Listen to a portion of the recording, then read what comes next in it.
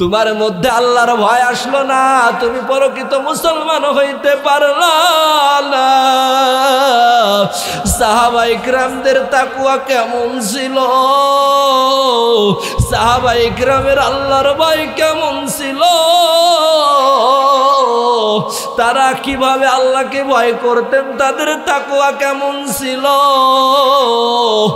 রে এক দুই সাহাবীকে এক জায়গা দাঁড়া করে এক বাদশা ও একজনকে আগুনের মধ্যে তেলের মধ্যে ভাজা তেলের মধ্যে পোড়ায় ফেলেছে, আর একজন দাঁড়া দাঁড়ায় চোখ দিয়ে পানি বেয়ে বেয়ে টপ টপ করে পড়ে। ওই ক্ষমতাশীল বাদশা ডাক দিয়ে বলে, তুমি মনে হয় মৃত্যুকে ভয় পাইতেছ, এজন্যই মনে হয় তুমি কান্না করতেছ। তুমি এই ইসলাম ধর্ম ছেড়ে তুমি কাফের বেদুইন হয়ে যাও, কারণ তোমার সামনে একজনকে তেলের মধ্যে ফেলে দিলাম, তুমি এই ভয়ে কান্না করতেছ। ওই সাহাবীর কেমন তাকওয়া, কেমন তাকওয়া, ডাক দিয়ে বলে, রে ইহুদি, এর খ্রিস্টান বাদশা, না না, আমি মৃত্যুর ভয়ে মোটেও কান্না করি না।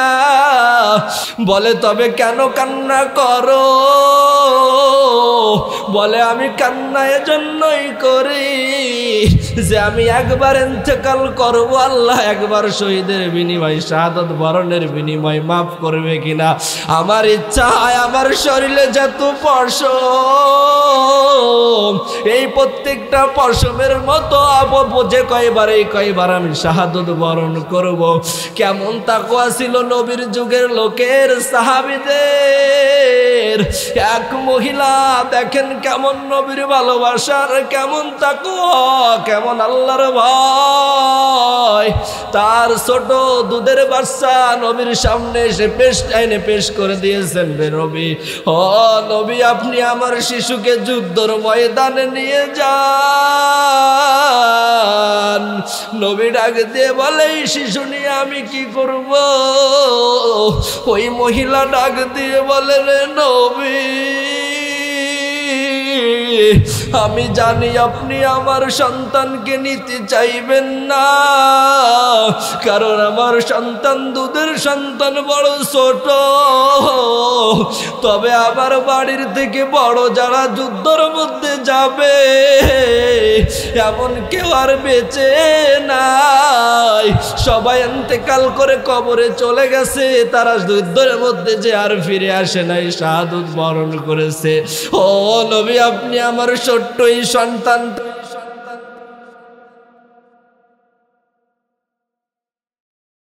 সাহাবীদের হাতে দিলে কাফির মুশরিক বেদুইনেরা যে পাথর মারবে, যে তীর মারবে, আমার সন্তানের লেগে আপনার একটু হেফাজত হবে। কেমন তাকওয়া তাদের ছিল, কেমন তাকওয়া তাদের ছিল।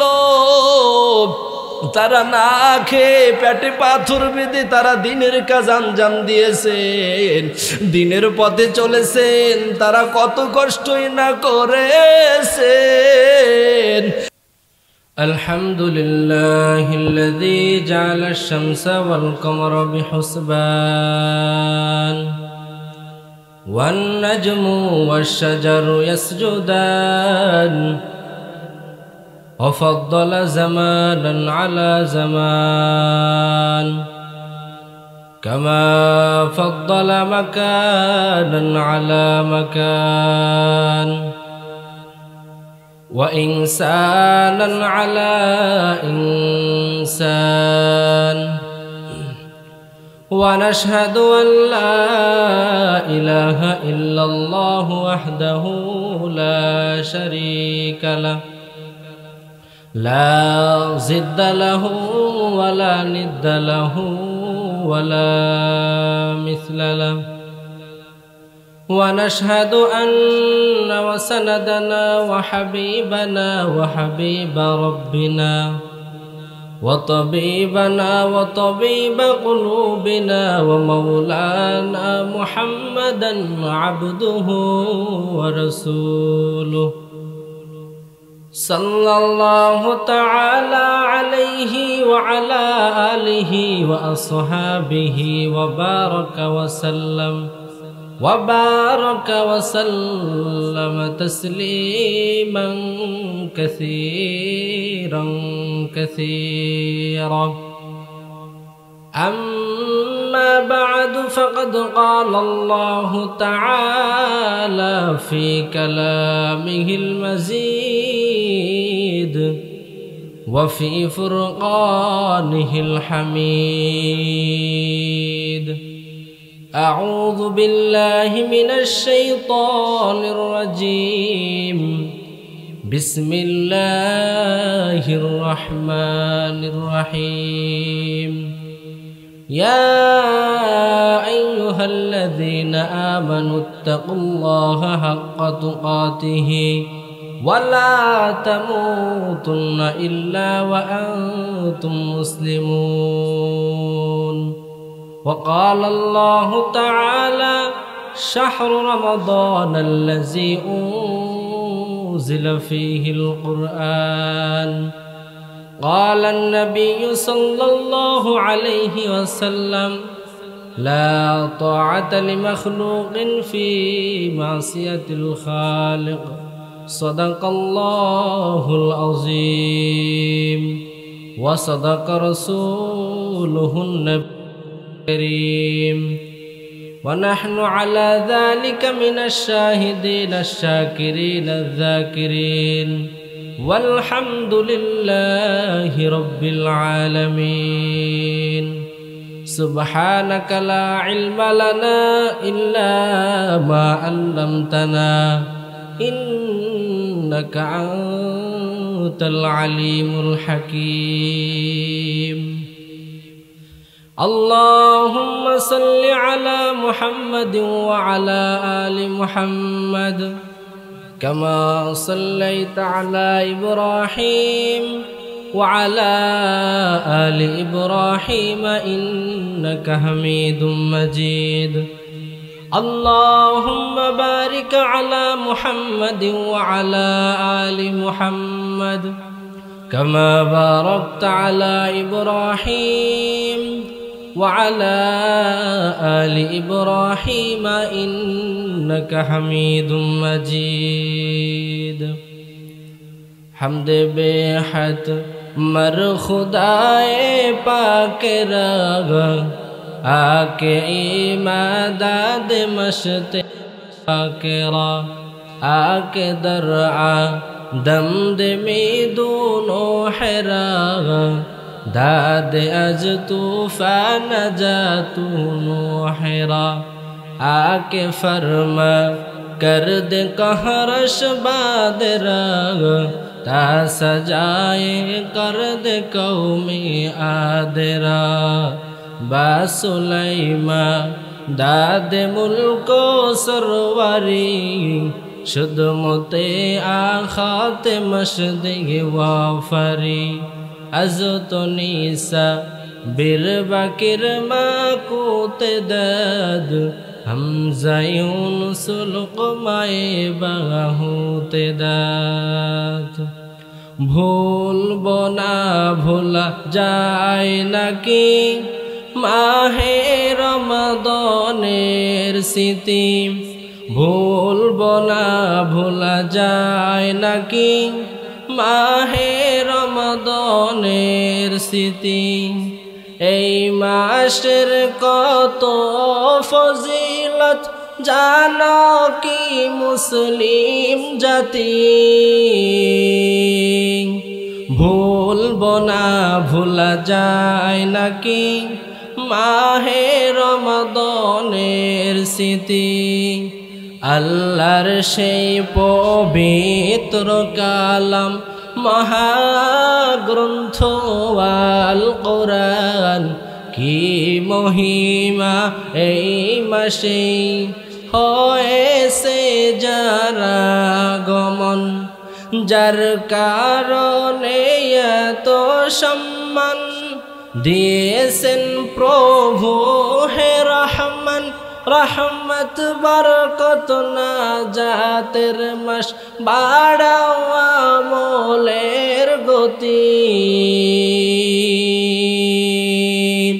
ভুলবো না ভোলা যায় নাকি মাহে রমদানের স্মৃতি ভুলবো না ভোলা যায় নাকি মাহে রমদানের স্মৃতি কত কষ্ট করেছেন এতিম নবী এই রমাদানে ইবাদতে রাত কাটিয়ে দিতেন কি হবে উম্মত বিনে আমরা যে সেই নবীর উম্মত কেমনে দেই তার সিনাতে আঘাত মরণের ভয় নাই কি তোমার কি হবে শেষের গতি ভুলবো না ভোলা যায় নাকি মাহে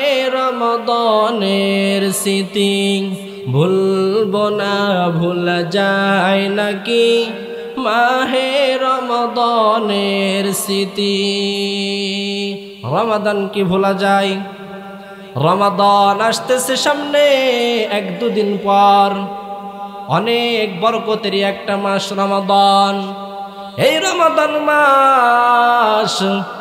রমাদান মাস ভোলার মতো না কত সুন্দর স্মৃতি এই রমাদান মাসের ইফতারের সময় সারাদিন বান্দা রোজা রেখে কষ্ট করে করে সারাদিন বান্দা রোজা রেখে কষ্ট করে করে এই যে সারাদিন উপোস থেকে এত কষ্ট করলো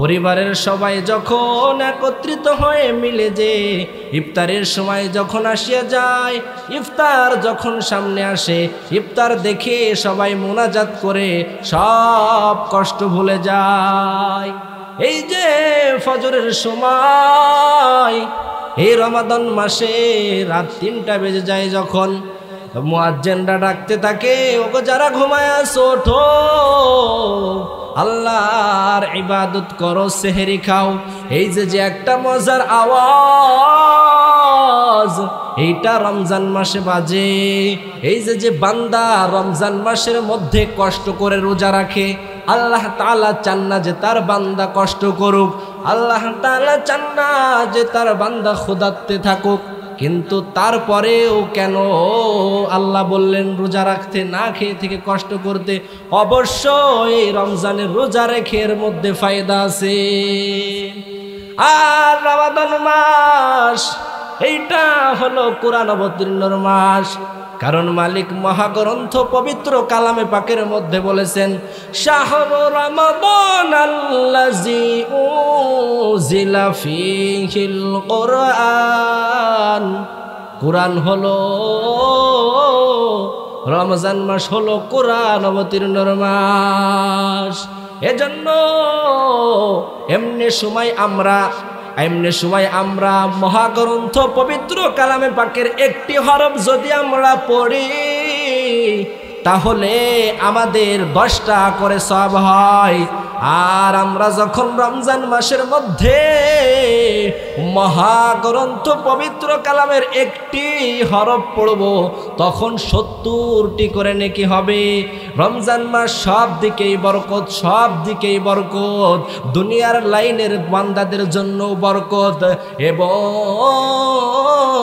আখিরাতের লাইনে কোরআন তেলাওয়াত করলে 170 সওয়াব এজন্য রমজান মাস আমরা যারা পাবো মালিক মহাগ্রন্থ পবিত্র কালামে পাকের মধ্যে বলেন ফামা শাহিদা মিনকুমুশ শাহরা ফালইয়াসুম তোমাদের মধ্যে যারা এই মাস পাবে তারা যেন সিয়াম রমজান পালন করে কি গুরুত্ব এই রমজানের কেমন এই রমাদান অনেক গুরুত্ব এই রমাদান মাস যারা পালো তারা পেলো আর রোজা রাখলো না এদের মতো হতভাগা আর কেউ হতে পারে না এদের মতো বোকা আর কেউ হতে পারে না আল্লাহ পাক রব্বুল আলামিন চাই বান্দা মুত্তাকি হোক চাই বান্দা ভালো হোক নেককার হোক আমি আল্লাহর কবরে আসুক জান্নাতে যাক যেন আযাবে না যায় এজন্য আল্লাহ পাক রব্বুল আলামিন এই যে আমাদের মধ্যে বছর একটি মাস রাখলেন, মাহে রমজান মাস, এই রমজান পেয়ে যেন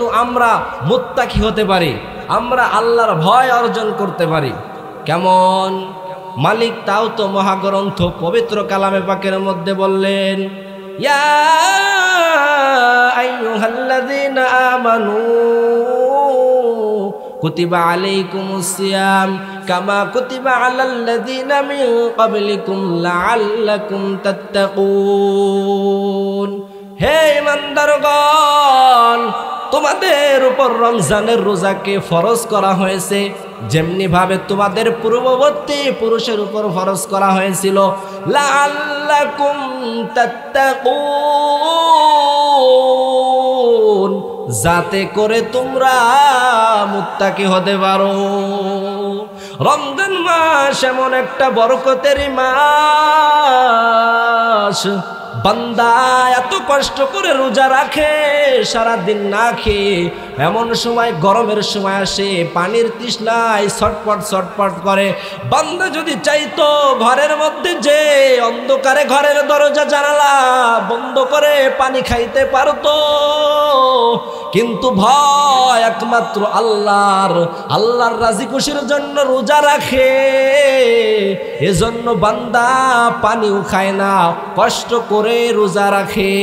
সমুদ্রের মধ্যে ডুব দিয়ে যদি বান্দা পানি খাইতো, পৃথিবীর জমিনের কেউ দেখতো না, কিন্তু বান্দার চিন্তা, আল্লাহ তো বান্দাকে অবশ্যই দেখতে পারে, এজন্য আল্লাহর জন্যই বান্দা রোজা রাখে। আর আল্লাহ পাক রব্বুল আলামিনের কাছে বান্দার রমাদানের রোজা এমন প্রিয়, রোজাদার বান্দার মুখের দুর্গন্ধ আল্লাহর পাক রব্বুল আলামিনের কাছে মেশকম্বলের চাইতেও বেশি প্রিয়। আল্লাহ পাক রব্বুল আলামিন বলেন, ও বান্দা, তুমি আমার জন্য যদি রোজা রাখো, আমি আল্লাহ এর প্রতিদান নিজে হাতে দিব। এজন্য রমাদান মাস, মাহে রমাদান, এই রমাদান মাস যখন শুরু হয়ে যায়, আরশের নিচ থেকে বাতাস প্রবাহিত হতে থাকে, আরশের নিচ থেকে বাতাস প্রবাহিত হতে থাকে, আর এমন জান্নাতের গাছগুলো এমন ভাবে নড়তে থাকে, যার ধারা, এই নড়ার ধারা এত সুন্দর আওয়াজ হয়, পৃথিবীর জমিনের মানুষ এই আওয়াজ ইতিপূর্বে কখনো শ্রবণ করে নাই, কখনো শোনে নাই। আর জান্নাতি হুররা বলে, রে আল্লাহ, তুমি রোজাদারের সাথে আমাকে বিবাহ দিয়ে দাও, আর এই প্রত্যেকটা হুরের শরীরে থাকবে 70টি জামা, 70টি শুট, এই প্রত্যেকটি হুরের খাট থাকবে 70টা, যার মধ্যে 70টা বিছানা বিছানো থাকবে। আল্লাহ পাক রব্বুল আলামিন মুসা আলাইহিস সালামকে ডাক দিয়ে বলে, রে মুসা, আমি উম্মতি মুহাম্মাদের জন্য দুইটি অন্ধকার থেকে তাদেরকে হেফাজত করে দুইটি নূর দান করেছি। এবার আল্লাহ ডাক দিয়ে বলে, রে মুসা, দুইটি নূর কি শুনবানি? বলে, হ্যাঁ। আল্লাহ বলেন, নূর দুইটি কি? আল্লাহ তাআলা ডাক দিয়ে বলেন, মুসা, একটি নূর হলো রমাদানের রোজা, আর একটি নূর হলো কোরআন তেলাওয়াত। এজন্য রমাদানের রোজার খুব দাম। আর মুসা ডাক দিয়ে বলে, আল্লাহ, এই নূর দুটি বললেন, কিন্তু কোন অন্ধকার থেকে বাঁচায়া এই দুইটা নূর দান করলো? আল্লাহ বলে, অন্ধকার দুইটা ছিল, হচ্ছে একটা কবরের অন্ধকার, আর একটা হলো হাসরের অন্ধকার। দেখছেন নি, দুইটা অন্ধকার থেকে মালিক হিফাজত করে দুইটা নূর দান করলো। তার মধ্যে একটা হচ্ছে রমাদানের রোজা। কত মানুষ হেলায় খেলায় রমাদানের রোজা পালন করে না, এদের মতো কি হতভাগার জমিনে কেউ আছে? এই জন্য রমাদান পেয়ে রোজা রাখতে হবে। আল্লাহ পাক রব্বুল আলামিন জান্নাত চার ব্যক্তিকে নেওয়ার জন্য অধিক আগ্রহ হয়ে থাকে। সেই চার ব্যক্তি কারা? এক নম্বর ব্যক্তি হলো যে কোরআনকে তেলাওয়াত করলো। দ্বিতীয় ব্যক্তি হলো যার জবানকে হেফাজত করলো। কেমন হেফাজত? সুদ ঘুষ হারাম এইসব থেকে জবানকে, গালি থেকে জবানকে হেফাজত করলো। আর তৃতীয় ব্যক্তি হলো ওই ব্যক্তি যে ক্ষুধার্ত ব্যক্তিকে খাবার খাওয়াইলো। আর চতুর্থ ব্যক্তি হলো যে রমাদানে রোজা রাখলো।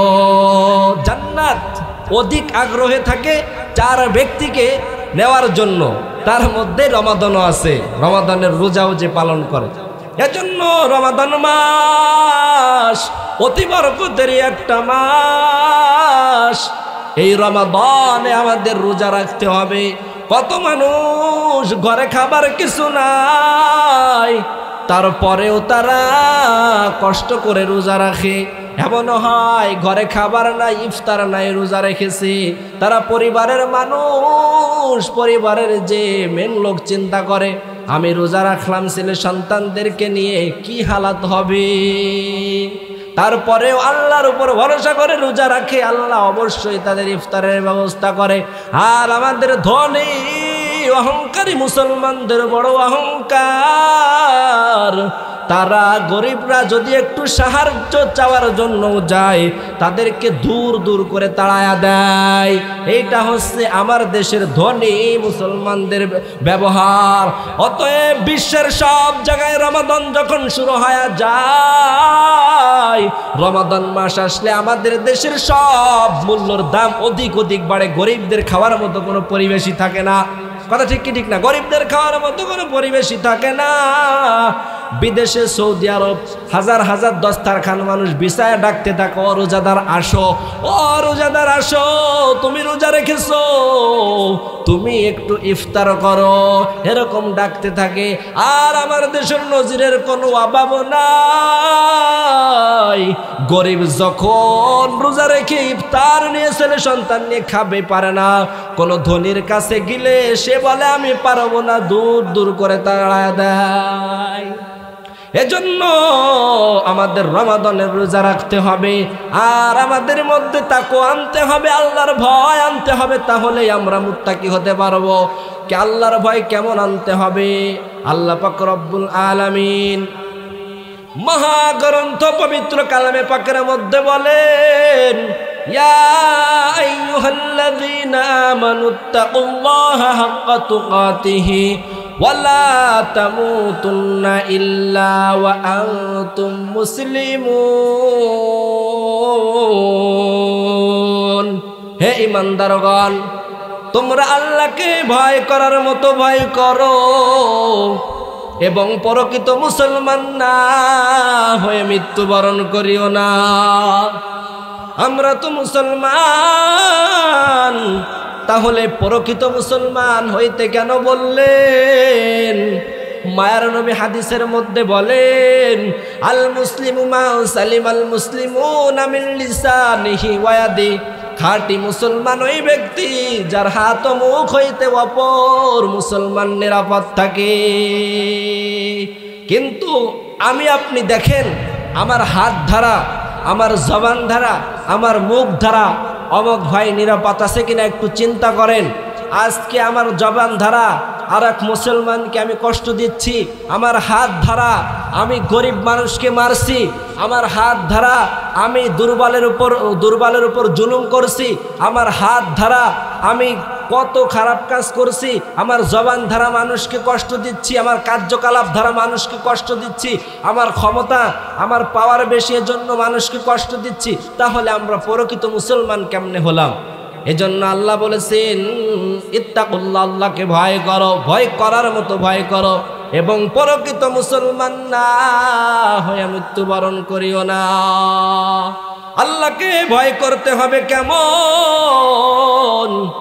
আল্লাহর ভয় অন্তরে কেমন আনতে হবে রে মাগুরার মুসলমান ভাইরা? ও যুবক ভাই, আজকে এত সুন্দর একটা দিনের আলোচনা হইতেছে। দিনের আলোচনা মানে নতুন কোনো কথা নয়। তবে এই আলোচনাগুলো বড় দামি, এই মজলিসগুলো বড় দামি, আপনাদেরকে নিয়ে মুজাকারা করা। কিন্তু আপনারা আজকে এত সুন্দর একটা জান্নাতের বাগান আপনাদের এই মহল্লায় বসে গেল, এত সুন্দর একটা জান্নাতের বাগান। আজকে যুবক ভাই আপনি এই জান্নাতের বাগানে আসতে পারলেন না, এমনও হতে পারে সামনে বছর লাইট মাইক প্যান্ডেল সব থাকবে রে যুবক,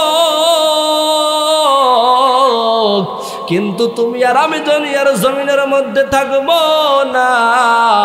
এজন্য আজকে সুন্দর একটা জান্নাতি পরিবেশ তোমার মহল্লার মধ্যে তৈরি হয়েছে। তুমি আসো, দেখো কত সুন্দর আলোচনা উলামা ইকরাম পালাক্রমে করবেন। এই জন্য যুবক ভাইদের পাও হাত দিয়ে বলবো, ভাই আজকে মাহফিল মিস করবে না। এই দুনিয়ার জমিন থেকে আমাদের বিদায় সকলেরই একদিন নিতে হবে, কিন্তু মুত্তাকি হয়ে যদি কবরে না যায়, যদি প্রকৃত মুসলমান হয় কবরে না যায়, তাহলে ওই কবরের বড় আযাব, কবরের আযাব কিন্তু আমরা সহ্য করতে পারবো না। প্রকৃত মুত্তাকিন কিভাবে কাকে বলে দেখেন, প্রকৃত মুত্তাকিনকে আল্লাহর ভয় কেমন থাকা দরকার। এক পীরের কাছে 3 লোক মুরিদ হওয়ার জন্য যে হাজির, ডাক দিয়ে বলে, হুজুর আমাদের আপনার কাছে মুরিদ হওয়ার জন্য এসেছে, আমাদেরকে মুরিদ বানান। পীর ডাক দিয়ে বলে, মুরিদ বানাইতে পারি, তবে সত্য একটা আছে। বলে, সত্যটাকে একটু বলো। পীর ডাক দিয়ে বলে, সত্য তো অবশ্যই আছে। সত্য হলো তোমরা 3 জন 3টা মুরগি নাও এবং এমন স্থান থেকে জবাই করে নিয়ে আসো যে পৃথিবীর জমিনের দুনিয়ার জমিনের কেউ যেন না দেখে। এবার 3 লোক মুরগি নিয়ে দৌড়াদৌড়ি ছুটাছুটি, কোন দিকে যে কার আগে কে জবাই করে আনবে। এবার যখন ছুটাছুটি শুরু হয়ে গেল, একজন জঙ্গলের দিকে দৌড়ায়, আর একজন দৌড়ায় ওই পাহাড়ের নিচে যেখানে কেউ দেখবে না, আর একজন ঘরের জানালা দরজা লাগায় প্রস্তুত হয়েছে, পৃথিবীর জমিনের কেউ দেখবে না। এবার এইভাবে করে 2 জন মুরগি জবাই করে পীরের দরবারে এনে হাজির, কিন্তু আর একজন জবাই না করে নিয়ে আসলো।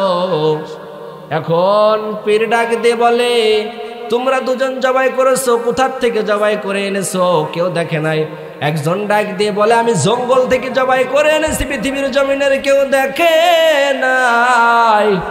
আর একজন ডাক দিয়ে বলে আমি জবাই করে এনেছি পাহাড়ের গর্তের মধ্যে, কেউ আমাকে দেখে নাই। আর একজন দেখে জবাই করে আনে নাই, ওকে ডাক দিয়ে বলে, রে ভাই তুমি কেন জবাই করে আনো নাই? ডাক দিয়ে বলে, রে পীর আপনি বলেছেন পৃথিবীর জমিনের কেউ যেন না দেখে, তবে আমি যেখানেই যাই সেখানেই দেখি একজন আমাকে দেখতেছে, সে আমার আল্লাহ। আমি গর্তের মধ্যে যাই, গুহার মধ্যে যাই, ঘরের জানালা দরজা বন্ধ করি, পৃথিবীর জমিনের কেউ যদি না দেখে, কিন্তু আল্লাহ পাক রব্বুল আলামিন ইজ্জত একজন আছে, তিনি আমাকে সবখানেই দেখতেছেন। এবার পীর ডাকে দিয়ে বলে, তোমাদের এই 3 জনের মধ্যেই তুমি আমার মুরিদ হওয়ার উপযুক্ত, কারণ তোমার ভয় আল্লাহর মধ্যে আছে, আল্লাহর ভয় তোমার মধ্যে আছে, তুমি আমার মুরিদ হইতে পারবা।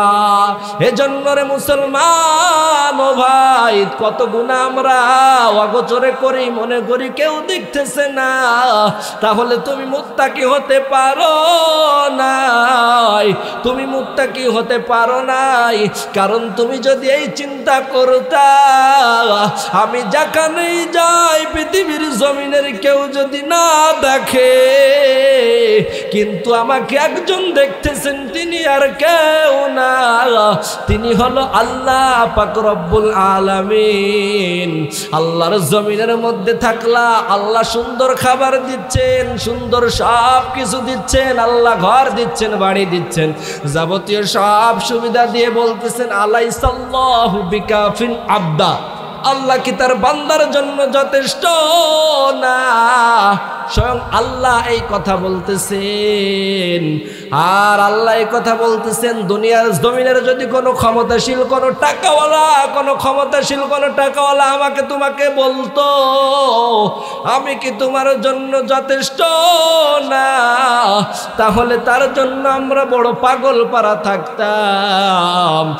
আর যে আল্লাহ আমাদেরকে বললো আমি বান্দার জন্য কি যথেষ্ট না, ওই আল্লাহকে আমরা ডাকি না। ওই আল্লাহ রানিত বিধানগুলো আমরা মানি না। তুমি যখন মাকে মা বলে ডাক দাও, মার পরাণটা জোড়া যায়। বাবাকে বাবা বলে ডাক দাও, বাবারও পরাণটা জোড়ায়া যায়।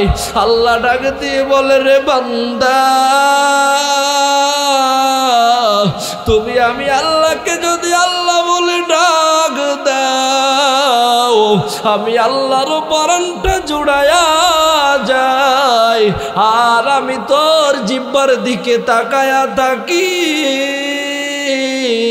বান্দা কখন মহব্বতে আমি মাওলার নাম ডাক দিবে। এজন্য আল্লাহর মহব্বত, আল্লাহর ভালোবাসা যদি অন্তরে পয়দা করো, আল্লাহকে চিনার যদি চেষ্টা করো, আল্লাহ পাক রব্বুল আলামিন মহাগ্রন্থ পবিত্র কালামে পাকের মধ্যে বলেন, ওয়াল্লাযীনা জাহাদু ফীনা লানাহদিয়ান্নাহুম সুবুলানা। যারা আমাকে পাওয়ার জন্য চেষ্টা করবে, আমি তাদেরকে আমাকে পাওয়ার যাবতীয় সব পথ খুলে দেব।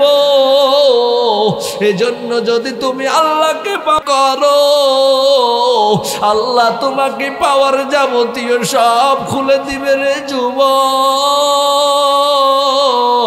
রে মাগুরার মুসলমান ভাই, বাবাজি মা, উলামায়ে কেরাম দিনের আলোচনা আপনাদের কম শোনাই না। আপনারা মুসলমান মানুষ বড় সুন্দর করে আল্লাহ বানাইছেন। আল্লাহ সূরা ৩-এর ৪টা কসমের পরে বলেন, ওয়াত্তিন ওয়াজ-যাইতুন ওয়া-তুর সিনিন ওয়া আমিন লাকাদ খালাকনাল ইনসানা ফি আহসানি তাকওয়িম। আমি মানুষকে সুন্দর রূপে সৃষ্টি করেছি। আল্লাহ একখানে এটা বললেন, কিন্তু মহাগ্রন্থ পবিত্র কালামে পাকের ৯ নম্বর পারার ১৩ নম্বর পৃষ্ঠায় সূরা আরাফের ১৭০ নম্বর আয়াতের মধ্যে আবার বলেন, ওয়ালাকাদ যারানা লিজাহান্নামা কাসীরাম মিনাল জিন্নি ওয়াল ইনস লাহুম কুলুবুন লা ইয়াফকাহুনা বিহা ওয়া লাহুম আ'য়ুনুন লা ইবসিরুনা বিহা ওয়া লাহুম আযানুন লা ইয়াসমাউনা বিহা উলাইকা কাল আনআমি বাল হুম আদাল উলাইকা হুমুল গাফিলুন।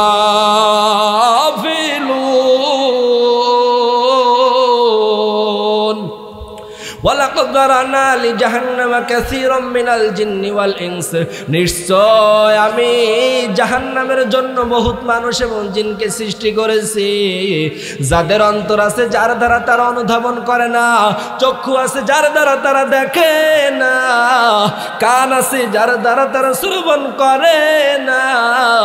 ওরা হলো উলাইকা কাল আনআমি বাল হুম আদাল, চতুষ্পয় জন্তুর থেকেও বড় বিপদগামী।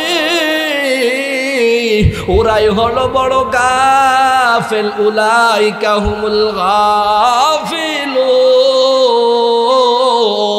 ওরাই বড় গাফেল,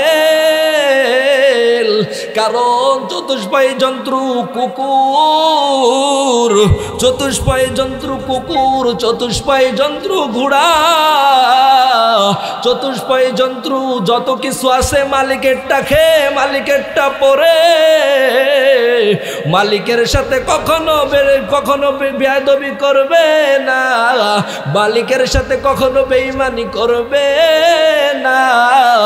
যে আল্লাহ তোমাকে জমিনের মধ্যে খাওয়াইতেছেন, পড়াইতেছেন, যাবতীয় সব সুবিধা দিতেছেন, সেই আল্লাহর জন্য আমরা দুনিয়ার জমিনে কিছু করি না, সেই আল্লাহর জন্য আমরা কিছুই করি না, আল্লাহকে আল্লাহ বলে ডাকি না, আল্লাহর আনিত বিধানগুলো মানি না। আমরা তো বড় গাফেল। উলামায়ে কেরাম দিনের কথা হাজারবার প্রত্যেক দিন মাহফিল হইতেছে শত শত। ও মুসলমান, তোমাদেরকে উলামায়ে কেরাম হাত ছানিয়ে দিয়ে ডাকতেছে, ও যুবক, ও বাবা, ও মা, তোমরা দিনের আলোচনাগুলো শোনো, কোরআনের কথাগুলো শোনো, দিনের পথে আসো। কিন্তু তুমি তোমার অন্তর ধারা উলামায়ে কেরামের কথা অনুধাবন করো না, কান ধারা শোনো না, ভালো দিক তোমার চোখ ধারা তুমি দেখো না। তুমি দুনিয়ার জমিনের মধ্যে বড় গাফেল হয়ে রইলা। তোমার মধ্যে আল্লাহর ভয় আসলো না, তুমি প্রকৃত মুসলমান হইতে পারলা না। সাহাবায়ে কেরামদের তাকওয়া কেমন ছিল, সাহাবায়ে কেরামের আল্লাহর ভয় কেমন ছিল, তারা কিভাবে আল্লাহকে ভয় করতেন, তাদের তাকওয়া কেমন ছিল রে।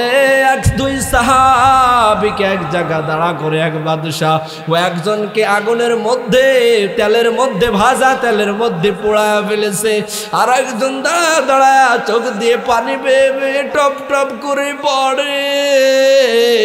ওই ক্ষমতাশীল বাদশাহ ডাক দিয়ে বলে, তুমি মনে হয় মৃত্যুকে ভয় পাইতেছ, এজন্যই মনে হয় তুমি কান্না করতেছ। তুমি এই ইসলাম ধর্ম ছেড়ে তুমি কাফের বেদুইন হয়ে যাও, কারণ তোমার সামনে একজনকে তেলের মধ্যে ফেলে দিলাম, তুমি এই ভয়ে কান্না করতেছ। ওই সাহাবীর কেমন তাকওয়া, কেমন তাকওয়া,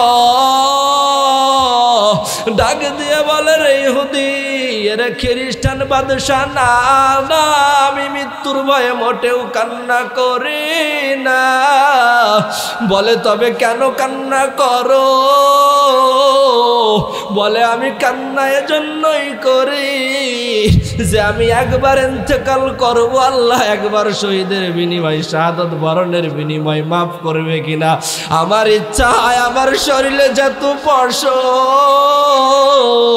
এই প্রত্যেকটা পশমের মতো যে কয়বার, এই কয়বার আমি শাহাদাত বরণ করব। কেমন তাকওয়া ছিল নবীর যুগের লোকের, সাহাবীদের। এক মহিলা দেখেন কেমন নবীর ভালোবাসার, কেমন তাকওয়া, কেমন আল্লাহর ভয়। তার ছোট দুধের বাচ্চা নবীর সামনে এসে পেশ করে দিয়েছেন, রে নবী, ও নবী, আপনি আমার শিশুকে যুদ্ধর ময়দানে নিয়ে যান। নবী ডাক দিয়ে বলে, এই শিশু নিয়ে আমি কি করব? ওই মহিলা ডাক দিয়ে বলে, রে নবী, আমি জানি আপনি আমার সন্তানকে নিতে চাইবেন না, কারণ আমার সন্তান দুধের সন্তান, বড় ছোট। তবে আমার বাড়ির থেকে বড় যারা যুদ্ধের মধ্যে যাবে, এমন কেউ আর বেঁচে নাই, সবাই ইন্তেকাল করে কবরে চলে গেছে, তারা যুদ্ধের মধ্যে যে আর ফিরে আসে নাই, শাহাদাত বরণ করেছে। ও নবী, আপনি আমার ছোট্ট এই সন্তানটাকে নিয়ে যান। হতে পারে যুদ্ধের ময়দানে সাহাবীদের হাতে দিলে কাফির মুশরিক বেদুইনেরা যে পাথর মারবে, যে তীর মারবে, আমার সন্তানের লেগে আপনার একটু হেফাজত হবে। কেমন তাকওয়া তাদের ছিল, কেমন তাকওয়া তাদের ছিল। তারা না খেয়ে পেটে পাথর বেঁধে তারা দিনের কাজ আঞ্জাম দিয়েছেন, দিনের পথে চলেছেন, তারা কত কষ্টই না করেছেন। একবার নবী করিম সাল্লাল্লাহু আলাইহি ওয়াসাল্লাম সাহাবারা কতবারই তো পেটে পাথর বেঁধে বেঁধে তারা সারাটা জীবন কষ্ট করেছে।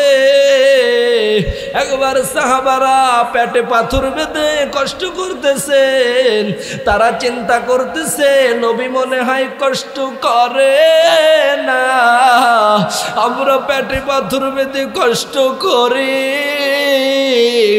আর নবী মনে হয় আরামে ঘোরে। নবী পেটের জামা খুলে উঁচু করে দেখায়, ও সাহাবা তোমরা পেটে পাথর বেঁধেছো একটা, কিন্তু আমি নবী পেটে পাথর একটা বাঁধি নাই, আমি পেটের মধ্যে দুইটা পাথর বেঁধেছি। এই অবস্থা জাবের রাদিয়াল্লাহু তাআলা আনহু দেখে তার পাশেই বাসা, দৌড় দিয়ে সে বাসায় যে বিবিকে ডাক দিয়ে বলে, রে বিবি, আমরা পেটের মধ্যে একটা পাথর বেঁধেছি, কিন্তু আমার মায়ার নবী পেটের মধ্যে পাথর একটা বাঁধে নাই, নবী আমার পেটের মধ্যে পাথর বেঁধেছে দুইটা, ঘরে কোনো খাবার আসেনি। বিবি ডাকে দিয়ে বলেন, স্বামী আমার ঘরের মধ্যে আটা আছে, 2-4টা রুটি হতে পারে, আর একটা বকরি আছে, ভুনা করে মেহমানদারি হবে, আপনি নবীকে দাওয়াত দেন। জাবের রাদিয়াল্লাহু তাআলা আনহু নবীকে এসে ডাকে দিয়ে বলে, রে মায়ার নবী, ও নবী, আমার বাড়িতে সামান্য মেহমানদারির ব্যবস্থা হবে, ও নবী, আপনি যদি আমার বাড়িতে একটু মেহমানখানায় যাইতেন আমি বড় খুশি হয়ে যাইতাম। এবার নবী সাহাবীদেরকে ডাক দিয়ে বলে, রে সাহাবীরা শুনছো নে, আমি নবীকে জাবের রাদিয়াল্লাহু তাআলা আনহু দাওয়াত দিয়েছে, আমি নবীকে দাওয়াত দিয়েছে, তোমরা শুনছো নি, চলো আমরা সবাই জাবেরের বাড়িতে যাব। এবার জাবেরের মাথা গরম, আমি নবীকে একাকে দাওয়াত দিলাম, আমার বাড়িতে সামান্য ব্যবস্থা, কিন্তু নবী সবাইকে কেন দাওয়াত দিল? দৌড়ায়া জাবের বিবির কাছে যে হাজির,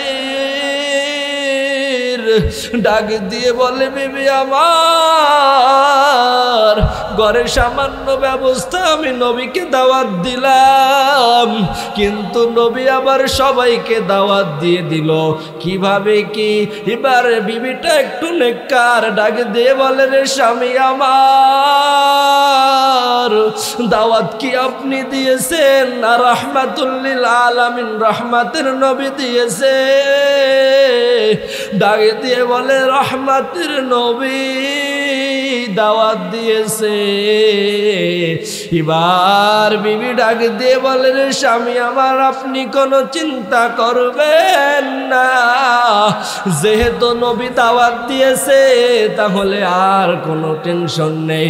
এবার নবী জাবেরকে ডাক দিয়ে বলে, রে জাবের, তোমার বাড়িতে অল্প ব্যবস্থা, তুমি বড় ভয়ে আছো, সাহাবীরা তোমার বাড়িতে গেলে তোমার খাবার হবে কিনা, তবে তুমি আমার জন্য যে ব্যবস্থা করতা, তোমার 2-3টা যে রুটি হইতো ওইটা বানায়া তুমি ঢেকে রাখবা, মোটেও খুলবা না, আর বকরিটা রান্না করেও ঢেকে রাখবা, মোটেও খুলবা না, আমি নবী সাহাবাদেরকে নিজের হাতে বন্টন করে দিব। নবীর কথা অনুযায়ী জাবের রাদিয়াল্লাহু তাআলা আনহু এরকম বাড়ির মধ্যে বকরিতে রান্না করে ঢেকে রাখে এবং রুটি বানায়ও ঢেকে রাখে। মায়ার নবী আমার সাহাবাদেরকে নিয়ে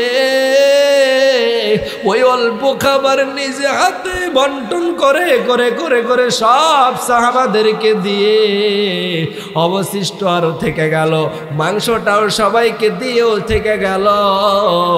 রহমাতুল লিল আলামিন রহমাতের নবী আমার আমার বড় দয়ার নবী, বড় রহমতের নবী, রহমতের নবী আমার বিশ্ববাসীর জন্য বড় রহমত। ও বান্দা, তুমি নবীর আদর্শ মানো না, তোমার মধ্যে তাকওয়াও নাই, তোমার মধ্যে আল্লাহর ভয়ও নাই। আবার এক শ্রেণীর ভাইরা বলে নবীর আদর্শ মানবো না, আল্লাহর বিধানও মানবো না, মুরব্বী হনেই তারপরে দাঁড়িয়ে রাখবো, মানবো। মৃত্যু কখন আসিয়া যায়, শয়তান তো আমাদেরকে সব সময় ধোঁকা দেয়। মালিক মহাগ্রন্থ পবিত্র কালামে পাকের মধ্যে বলেন, ওয়াকাইয়াদনা লাহুম কুরআনা ফাযায়্যানু লাহুম মা বাইনা আইদিহিম ওয়া মা খালফাহুম। শয়তান বিভিন্ন সময় বিভিন্ন চটকদার চমৎকার স্লোগান বাজারজাত করে করে আমাদের ধোঁকা দেয়। আর আমরা যদি শয়তানের ধোঁকায় পড়ে যাই, শয়তান কেমন ধোঁকা দিবে, বলবে দুইটা সন্তানের বেশি না, একটা হলে ভালো হয়। অথচ মায়ার নবী বলেছে তোমরা সন্তানাদি বেশি বেশি নাও, যাতে আমি নবী গর্ব করতে পারি আমার উম্মত বেশি। শয়তান চটকদার চমৎকার স্লোগান বাজারজাত করে করে আবার ধোঁকা দিবে, বলবে এখন তুমি যুবক, এখন তুমি অল্প বয়সের মানুষ, তুমি এখন দাড়ি রাখিও না, তুমি এখন নেককার হইও না, তুমি এখন নামাজ পড়িও না, কারণ তুমি যুবক, এখন দাড়ি রাখলে যৌবনের ভাব শেষ হয়ে যাবে। তুমি এখন নামাজ পড়লে মানুষ বলবে, পীর সাহেব তোমাকে খারাপ বলবে, তুমি মুরব্বী হও, তারপরে দাড়ি রাখবা, তারপরে সব নেক আমল করবা। এরকম বিভিন্ন চটকদার চমৎকার স্লোগান করে করে করে করে তোমাকে জাহান্নামের পথে নিয়ে যাবে রে মানুষ। রে মাগুরার মানুষ, একটু মনোযোগ দিয়ে শুনবে। দুনিয়ার জমিন থেকে আমাদের সবারই বিদায় নিতে হবে। দুনিয়ার জমিনের মধ্যে আমরা কেউ চিরদিন থাকতে পারবো না। এজন্য দুনিয়ার জমিনে যে কয়দিন আমরা থাকি, আমরা যদি খারাপ পথে চলি তাহলে কিন্তু আমাদের জন্য জাহান্নামের আগুন। ভালো পথে চললে জান্নাত, খারাপ পথে চললে জাহান্নাম। মালিক কোরআনের মধ্যেও বলেছেন, ইন্নাল আবরারা লাফি নাঈম, যারা নেক কাজ করবে, ভালো কাজ করবে, তারা হবে জান্নাতি। ওয়া ইন্নাল আবরারা লাফি জাহিম, আর যারা খারাপ কাজ করবে, গুনার কাজ করবে, পাপ করবে, তাদের জন্য জাহান্নাম। নেকের কাজ কি? তুমি নামাজ পড়ো, রোজা রাখো, আল্লাহর প্রদত্ত সব বিধিবিধানগুলো মানো হে মানুষ, তাহলে আল্লাহ তোমাকে জান্নাত দিবে, কারণ আল্লাহর ওয়াদা। যারা নেক কাজ করবে, ইন্নাল আবরারা লাফি নাঈম, আমি আল্লাহ তাদেরকে জান্নাত দিব। যারা নামাজ পড়বে, রোজা রাখবে, যাকাত দিবে, হজের সামর্থ্য থাকলে হজ করবে, আমি আল্লাহর আনিত বিধানগুলো যারা মানবে, আমি আল্লাহ তাদেরকে জান্নাতের ওয়াদা দিলাম।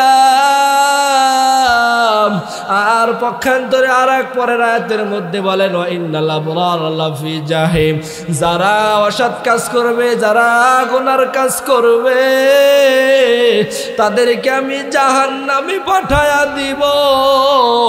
গুনার কাজ হলো কি? মিথ্যা কথা বলা, চুরি করা, ডাকাতি করা, সুদ খাওয়া, ঘুষ খাওয়া, ওলামা ইকরামের সাথে বেয়াদবি করা, বড়দের সাথে বেয়াদবি করা, এতিমের মাল লন্ঠন করে খাওয়া, দুর্বলের উপর জুলুম করা, তোমার ক্ষমতার পাওয়ার মানুষের উপর প্রয়োগ করা, এগুলো হচ্ছে গুনার কাজ। আল্লাহর আনিত বিধান না মানা, নামাজ না পড়া, রোজা না রাখা, নবীর আদর্শ না মানা। রে মুসলমান ভাইরা, এইগুলোই হলো গুনাহের কাজ। আর গুনাহের কাজ যদি তুমি করো হে মানুষ, তাহলে তোমার জন্য কিন্তু জাহান্নাম। আর ওই জাহান্নাম কিন্তু বড় ভয়ঙ্কর। উলামা ইকরাম কোরআন সুন্নাহর কথা শুনাইলো, তুমি মোটেও বুরুক্ষেপ করলা না, মোটেও শুনলা না। দিন সম্পর্কে শুনাইলো, তুমি মোটেও শুনলা না। ওই কবরে যখন যাবা, ওই কবরের মধ্যে গেলে কিন্তু মালিক প্রশ্ন করবে, মান রব্বুকা, রবের পরিচয় দাও। দুনিয়ার জমিনের মধ্যে আল্লাহর ভয় করলা না, সব ধরনের নেমখারামি কাজ, খারাপ কাজ, গুনাহের কাজ করলা, সব ধরনের খারাপ কাজ করলা। আল্লাহকে, আল্লাহর আনিত বিধান কি জীবনে তুমি মানলা না রে যুবক, জীবনে তুমি মানলা না রে মানুষ। তাহলে কিন্তু ওই কবরের মধ্যে যখন ফেরেশতারা প্রশ্ন করবে, মান রব্বুকা, রবের পরিচয় দাও, তখন কিন্তু তুমি পড়তে পারবা না, বলতে পারবা না। তখন শুধু আফসোস করবা, কেন আল্লাহর আনিত বিধান মানি নাই। ওয়ামান নাবিয়ুকা ওয়ামান দীনুকা, যখন বলবে রহমাতুল লিল আলামিন, রহমাতের নবী, রহমতের নবীকে একটু বলো, রহমতের নবীর আদর্শ দাড়িও রাখো নাই, সুন্নাত জামা টুপি কিছুই লাগাও নাই, জীবনে নবীর সুন্নাত, হার জায়গা নবীর সুন্নাত জীবনে দুনিয়ার জমিনে মানো নাই, তাহলে কিন্তু তখন তুমি জবাব দিতে পারবা না, শুধু আফসোস করবা। এজন্য যখন দিন বলবে আমান দিনুকা, দিনের কথা, দিন কি তুমি দুনিয়ার জমিনে ইসলামের পথে চললা না, দিনের পথে চললা না, তখন কিন্তু তুমি জবাব দিতে পারবা না। তখন কিন্তু তুমি জবাব দিতে না পারলে ওই কবরের বড় আযাব। এজন্য আমি মুসলমান ভাইদেরকে বলবো, রে মাগুরার মুসলমান যুবক, ও মা, ও মুসলমান বাবারা, আজকে দিনের আলোচনা এত সুন্দর একটা কোরআনের বাগান। আগের বছর কত মানুষ ছিল, এই বছর পর্যন্ত বেঁচে নাই। আজকে তুমি এত সুন্দর একটা কোরআনের বাগান পাইলা। আরে উলামা ইকরাম আলোচনা করবে, ভারত থেকে আলেমরা আসবেন, মুফতি ফখরুল ইসলাম সাহেব অত্যন্ত ভালো মানুষ, ভালো হৃদয়ের মানুষ, আজকে এরকম সুন্দর একটা আয়োজন করলো। এত সুন্দর একটা মাদ্রাসার সন্তানেরা কোরআন পড়ে, আমার আপনার সন্তানকে ওই মাদ্রাসার মধ্যে দিয়ে দেখেন, আপনার আমার সন্তান কোরআনের পাখি হবে, কোরআনের দাওয়াত বিশ্বের মধ্যে ছড়াবে। এজন্য এই যে সুন্দর একটা মাদ্রাসা আপনার সন্তানকে দেন, দেখেন আপনার সন্তানের এখানে যারা আছে কত সুন্দর পড়ে। এজন্য আজকে থেকে এই মাহফিলে এসে তওবা করবেন রে দয়ার মালিক, এ জীবনে কত গুনাহ করেছি, এই মাহফিলের মধ্যে এসে তওবা করবেন আর বলবেন আল্লাহ এ জীবনে না করিলাম বন্দেগি, গুনাহ করে কাটাইলাম জিন্দেগি, গুনাহ করে কাটাইলাম জিন্দেগি, তওবা করে আবার তাওবা ভাঙ্গিলাম,